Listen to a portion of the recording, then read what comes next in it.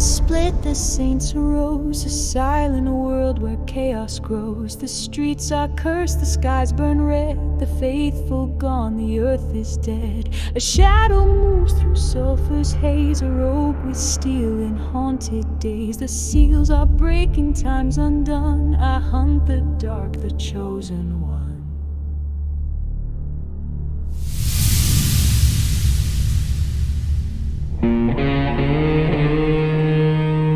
2 weeks after the world flipped upside down, I'm still picking my way through Chicago's corpse. The raptures left the city a madhouse. Fires burning, gangs looting, cops either gone or turning warlord.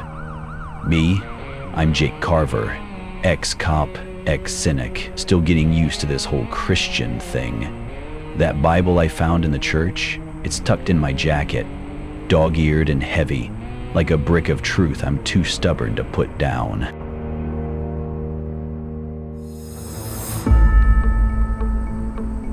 It's dusk, the sky a sickly purple when I spot her.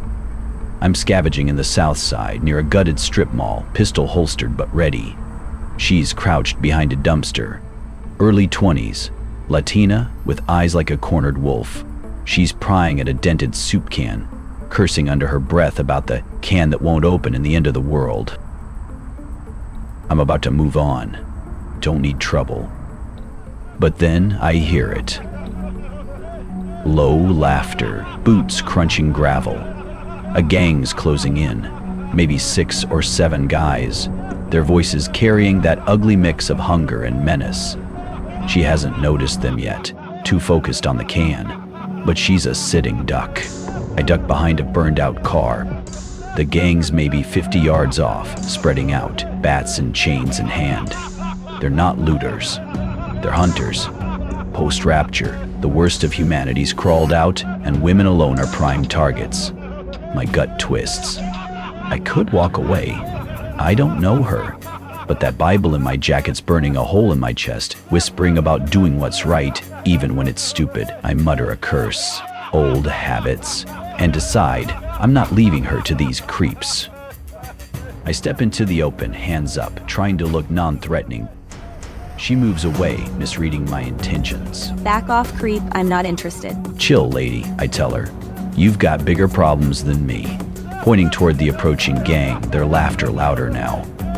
She freezes, following my gaze, and her face pales. You with them? She growls. Do I look like I play well with others? Name's Jake. I'm offering a hand, but we need to move now. Those guys aren't here for canned soup. She tells me her name's Maria, and I tell her to follow my lead and stay close. The gang's closer now, maybe 30 yards, their silhouettes sharp against the dying light. One guy's swinging a chain like he's auditioning for a bad movie. The gang spots us. A shout goes up. Over there! And they break into a run, cutting off our path to the alley. We sprint, her backpack rattling, my boots pounding pavement. The gang's whooping behind us, closing fast. Rocks fly, glass shatters, and we run for cover. They're gonna kill us. Not if I kill them first. There are 6 guys armed with makeshift weapons. We're cornered and outnumbered, but I've got a Glock, a lead pipe, and a bad attitude. Plus that Bible's whispering again. Psalm 82, rescue the weak and needy, deliver them out of the hand of the wicked. Great. Now would be a nice time for a little help, Lord, I mutter under my breath. It's then that I spot the bike, overturned a few yards away, keys still conveniently in the ignition. Yeah, never say God doesn't have a sense of humor. I tell Maria to stay put, fire a couple of warning shots in the general direction of the gang, and run for the bike. And head straight for the lead guy, full throttle, swinging the pipe and screaming like a madman. It startles them enough to scatter, but I see one goon heading for Maria with a machete. Maria bravely steps forward to defend herself, swinging a pipe like a 99-pound ninja. Something in me snaps. I cradle the lead pipe under my arm like a lance and ride straight at him, driving the pipe into his midsection. He screams in pain and falls. I don't know if he's dead or alive, but I'm not waiting to find out. Maria, over here. I yell at Maria to get on board. She climbs on the back, clinging on for dear life, and we wind through the alleyways fast as I can go. until I'm pretty sure we must have left the savages in the dust.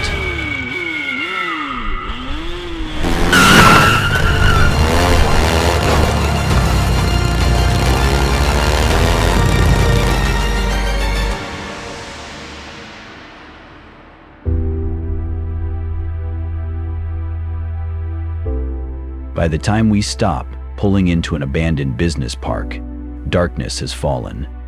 We wander into an old warehouse, Maria still hauling her backpack with a few cans of soup and peaches. We sit on some crates, I pop the tops off the cans, and we eat. It's not gourmet, but it's fuel. My family's gone, the world's a nightmare, and I'm fighting gangs with a random guy. What is happening, Jake? Welcome to the tribulation. It's gonna get worse. Thanks for the comforting words. You lose anybody in whatever that was? The question hits hard. I think of Claire, her Bible studies, her pleas for me to listen. She's raptured, I know it. Yeah, my sister, Claire. You? Everyone. Mother, father, my little brother. I was too busy with my life, ignoring their calls. Then they're just gone. I keep thinking, it's my fault. I could have stopped it. I pull the Bible from my jacket, holding it out. This says it wasn't your fault. The rapture took the believers. Your family, if they were Jesus followers, are with God. They're safe in heaven. But you're still here, Maria. That's not a curse. It's a chance. Finally, tears start to fall. I'm scared, okay? I don't know what to do. First we eat, second we stick together. You're a fighter, Maria. I could use someone like you. World's a mess. You don't have to face it alone. You're a real charmer, Jake. What's your deal? Gonna save the world? Nah, just a few pieces of it. You in? For now.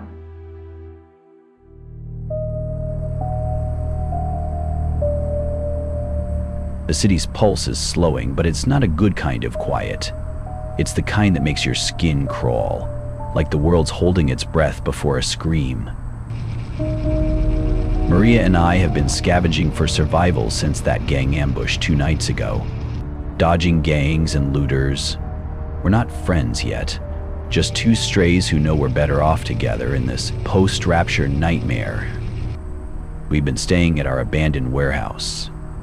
Both of our apartment complexes are unusable, completely in the hands of gangs now. The power grid's been partially restored on this side of town.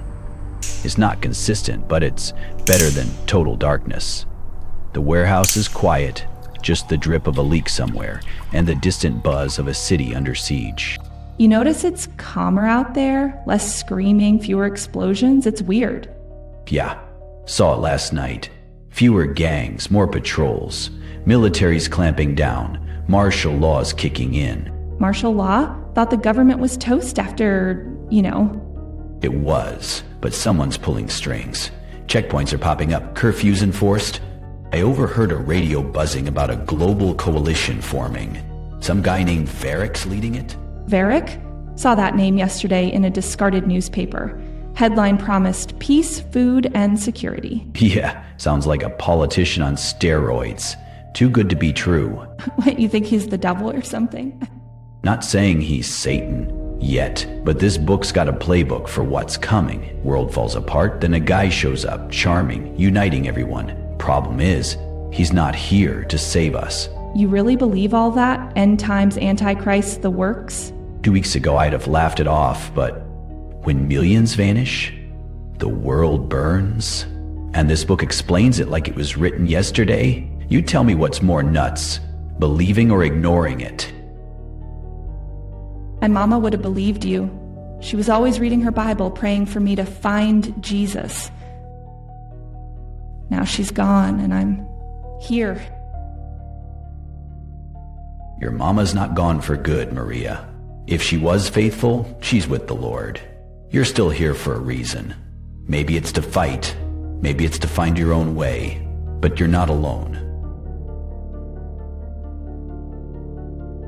While I rig a makeshift alarm, some cans on a string across the entrance, Maria pulls out a laptop from her backpack. You think you're gonna get online? You're nuts. Internet's dead, kid.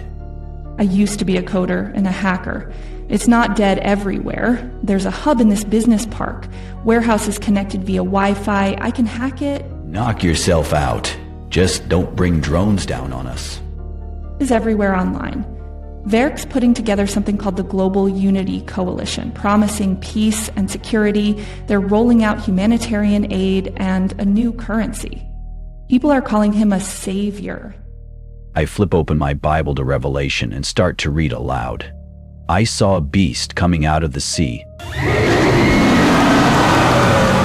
It opened its mouth to blaspheme God and to slander his name and his dwelling place and those who live in heaven.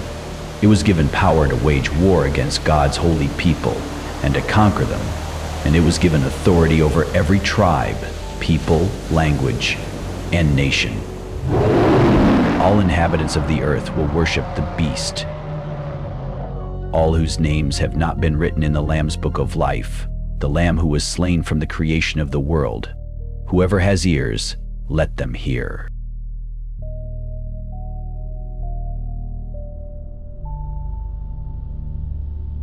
False Messiah weaves his lies with silver tongue and hollow eyes. The mark is spreading, souls are sold, a world enslaved by fierce cold hold. Her whispered clues, a traitor's grace, a fleeting hope in this cursed place. One wrong step, the abyss will claim. I'll play the game, rewrite the flame. In the ashes of the chosen, I'm carving through the night, defying tribulation. I'll bring the fight with a heart unbroken. I'll face the beast design for the lost and fallen. I'll hold the line. The end is calling, but I won't kneel.